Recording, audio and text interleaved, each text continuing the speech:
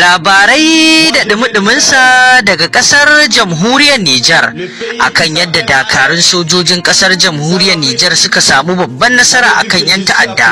a bisa fafatawa da waɗannan sojoji na kasar Nijar ke yi, kamar yadda rahotanni suke bayyana duk ƙarshen mako, inda za ku ji mu a ɗauke da rahotannin labaran a halin yanzu irin yadda wannan 'yan ta'adda da kuma sojojin Nijar ɗin suka yi arangama, yayin da sojojin ƙasar Nijar ɗin suka samu gagaruman nasara. Cikin wannan mako, sojojin ƙasar Nijar ɗin sun kashe 'yan ta'adda da dama a bisa artabin da suka yi, inda suka aza wato ƙalubale ga waɗannan 'yan ta'adda. Kamar yadda a kullum aikin waɗannan jami'an tsaro shine ƙoƙari na wanzar da zaman lafiya ya samu a cikin wannan ƙasa ta jamhuriyar Nijar, gabas da yamma, gusum da arewa. Cikin wannan ayyuka da suke yi, sai mu ce alhamdulillahi an samu gagaruman nasara a wannan mako bisa yadda waɗannan wato sojoji suka aza ƙalubale kan 'yan ta'addan. Kamar yadda dakarun sojojin bisa rahotanni wato sahihai da suke samu a yankunan da suke da matsala na tsaro a ƙasar ta Nijar, inda babu shakka suke ƙoƙarin tabbatar da an samu tsaro da wanzar da zaman lafiya a waɗannan yankuna,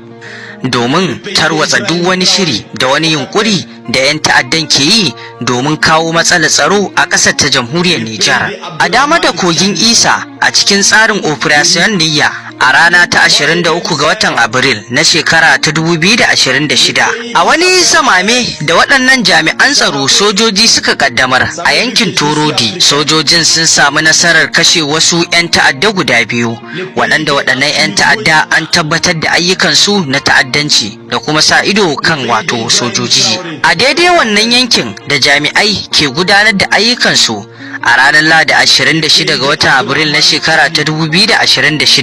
dab da ƙauyen Kamarmari, wasu 'yan ta'adda guda uku, jami'an tsaron sun kama su. Waɗannan 'yan ta'adda guda uku dab za su aza wato wata nakiya, inda nan take babu wata sojojin ƙasar Nijar ɗin suka kashe waɗannan 'yan ta'adda a wannan wato yanki na Kamarmari.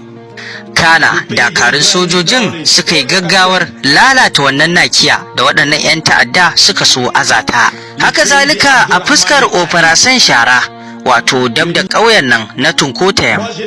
runduna ta jami'an tsaro da ke kula da wato dukkan wani abu da ya danganci tsaro a wannan yanki, kama daga wato kayayyakin al'umma da rayukansu. A rana ta 22 ga watan Abril da ta gabata na shekara ta 2026 nan, dakarun sojojin sun samu nasarar kashe wasu 'yan ta'adda guda biyu tare da karbe moto guda ɗaya a hannunsu da wasu kayayyaki waɗanda suke amfani da su wajen aikin ta'addancinsu. Har ila yau dai a wannan ranar, arewa da dogon tafki,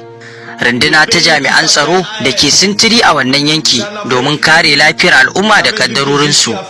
jami'an tsaron sun samu nasarar kashe wasu 'yan ta'adda guda 6 waɗanda wannan 'yan ta'adda duk makaman da suke ɗauke da shi duka wato waɗannan sojoji sun samu nasarar karɓo su da kuma tahowa da su. A ɓangaren Operation Damisa kuwa, a rana ta 23 ga watan Abril na shekara ta 2026 da ta gabata, akan hanyar Sabula Busai, tazarar kilomita 13 gusum gabas da Falmai, runduna ta jami'an tsaro da ke sintiri da kuma zagaye a wannan yanki, jami'an sun yi arba da wasu nakiyoyi guda biyu da wasu 'yan ta'adda suka aza su akan hanya, wanda nan take wato ƙwararrun jami'ai na Jenu Militar suka wato lalata wannan nakiyoyi waɗanda wannan 'yan ta'adda suka aza su, kuma an samu lalata wannan nakiyoyi salin alin ba tare da an samu wata matsala ko ƙalubale ba. Haka zalika ta fuskar Operation na Lewa Dole kuwa, rundunar jami'an tsaro da ke wato sintiri da kuma wato kare rayukan al'umma a wannan yanki, a rana ta 24 ga watan Abril na shekara ta 2026, arewa ga Gegime, wata runduna ta jami'an tsaro da ke sintiri a yankin wato Burjewaya, rundunar ta yi wani wato bincike inda ta gano wata mota wadda take ɗauke da kayayyakin ta'addanci na 'yan ta'addan Boko Haram, kuma duka kayayyakin da ke cikin wannan mota waɗannan jami'ai sun samu nasarar tahowa da su, inda a ciki an samu bindiga samfurin AK Karanse da kuma wato sharjar guda 3.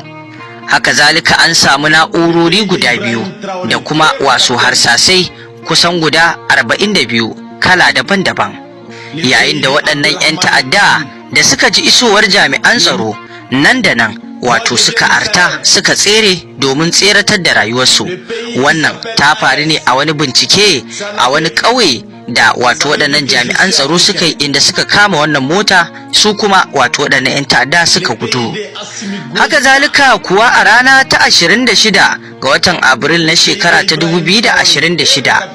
jami'an tsaron ƙasar jamhuriyar Nijar na ci gaba da samun nasara yayin da suke aza kalubale ga waɗannan 'yan ta'adda masu haddasa rashin zaman lafiya da yunkurin kawo hare-hare da ma waɗanda suke tallafa masu wato wajen kawo ayyuka na ta'addanci a cikin ƙasar Nijar. Haka zalika da kuma samun nasara wajen kwato dukkan kayayyakin da 'yan ta'addan ke amfani da su wajen ayyukan ta'addancin su.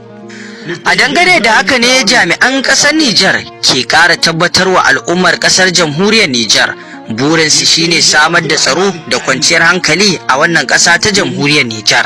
Dangane da haka ne ake kira ga dukkan al'ummar ƙasa da su ci gaba da kawo rahotannin labarai kan abubuwan da suke sahihai na motsin da ba su yarda da shi ba, da abin da mutum ya gani wanda yake ba daidai ba, to ya gaggauta sanar da jami'an tsaro domin ɗaukar matakin da ya dace, wanda hakan shine abin da kowane ɗan ƙasa zai yi domin tabbatuwar tsaron ƙasarsa. Dukkan wanda yake ba jami'in tsaro ba to zai iya aikata wannan abu domin samar da tsaro a ƙasarsa, ya kasance kowane ɗan ƙasa yana da kishi wajen samar da tsaro da kwanciyar hankali a ƙasarsa. Idan aka ce aikin samar da tsaro ba wai iya na jami'an tsaro ba ne, kai ma da kake ɗan ƙasa za ka iya tallafawa ta hanyar ganin motsin da bai dace ba ka sanar da jami'an tsaro domin jami'an tsaro su zo su yi binciken da ya dace.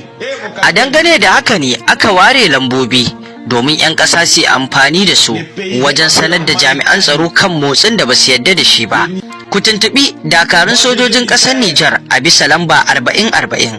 Haka zalika wato jandarmeri national ku tuntuɓe su a lamba 4000. Haka zalika gar national ku tuntuɓe su a lamba 280. Haka zalika police national ku tuntuɓe su a kan lamba 83. Wannan su ne lambobin da aka ware ga dukkan 'yan ƙasa su yi amfani da su wajen sanar da jami'an tsaro na ƙasarmu wajen tsaron ƙasa ya tabbata. Wannan shine babban buri na shugaban ƙasa Janar Darmi Abdurrahman Chani, samar da tsaro ingantacce a wannan ƙasa. Kamar yadda 'yan ƙasa kowa ya sani, idan babu tsaro babu kwanciyar hankali, babu wani abu da zai tafi yadda ya kamata. Shi ya sanya a koda yaushe wato shugaban ƙasa ke batu akan wannan tsaro, samar da shi shine babban aikin da ya dace. Ya ku 'yan ƙasa, ku tallafawa dakarun sojoji wajen basu wato labarai da rahotannin da ya dace wajen samar da tsaro. To muna fatan alkhairi daga dakarun wannan ƙasa tamu. Muna roƙon Allah subhanahu wata'ala ya kare tsare su bisa wato yadda suke ƙoƙarin samar da tsaro. Duk wani ƙalubale Allah ya tsare su. Waɗanda suka mutu silar hanyar samar da tsaro sojojinmu Allah ya ji kansu, waɗanda kuma suka jikkata wato ta fuska da dama domin samar da tsaro Allah ya tashi kafaɗinsu. Amin. Kar ku manta masu saurare, ku dangwala alamar subscribe wato abone domin samun rahotannin labarai a kodayaushe da zarar mun ɗora rahotannin labaran ma wannan tasha tamu za mu sanar da ku.